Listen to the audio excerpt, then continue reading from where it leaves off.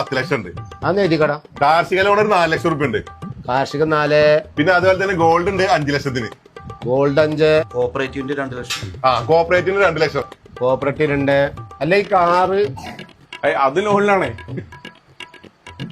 പഞ്ചായത്ത് കിട്ടിയ പഞ്ചിന്റെ കാര്യം പറയാം. ഇത് കൂടി അതിന്റെ കൂടുതൽ തള്ളിക്കോ. 4 പഞ്ച്. ഇത് മുഴുവൻ എഴുതിയില്ലേ? ഒരു മിനിറ്റ്. മുനീറ ആരാ വന്നിക്കണ്? അത് പഞ്ചായത്ത് കട എഴുതി തള്ളാൻ വന്ന ആൾക്കാരാണ്. എന്നാലേ അത് കഴിഞ്ഞിട്ട് ഇങ്ങോട്ടൊന്ന് വരാൻ പറയണ്ടു. ഇവിടെ കുറച്ച് കടന്റെ എഴുതി തള്ളാൻ. ആയിക്കോട്ടെ, ഞാൻ പറഞ്ഞേക്കാം. ഓക്ക് കണ്ടിട്ട് മൊത്തം കട എഴുത്തള്ളൂട്ടോ. കഴിച്ചിലായി. ഹംസപ്പാ, ഇജ്ജ് പറഞ്ഞ മുനീറിന്റെ വീട്ടിലപ്പഴുണ്ട്. ഞമ്മക്ക് ഈ ബന്ധം വേണ്ട. ലോകത്തില്ലാത്ത കടങ്ങളൊക്കെ ഉണ്ടോ എനിക്ക്? ഞമ്മടെ കുട്ടികളും കൊടുത്തിട്ടുണ്ടെങ്കിൽ അതിനും കൂടി പണയം വെക്കും. ഈ ബന്ധം വേണ്ട.